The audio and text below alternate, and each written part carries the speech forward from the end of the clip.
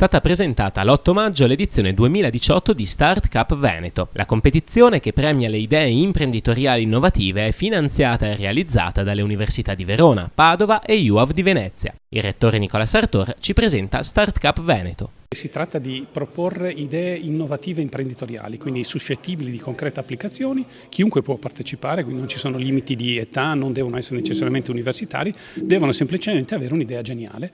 E la cosa bella di quest'anno è che noi ospiteremo con Verona anche la finale nazionale. Si spera che buona parte delle idee innovative possano venire anche da chi ha frequentato gli ambienti universitari, altrimenti falliremmo in termini di innovazione, di ricerca, di nuove idee.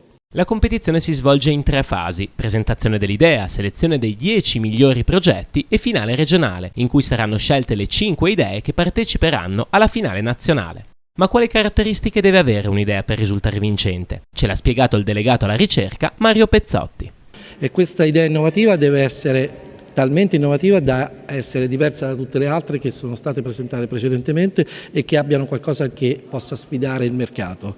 Quindi mettere insieme l'idea generalmente di ricerca con il suo trasferimento tecnologico verso il mondo del mercato e il mondo di coloro che possono sposare questa idea e portarla fino al raggiungimento concreto della realizzazione dell'idea.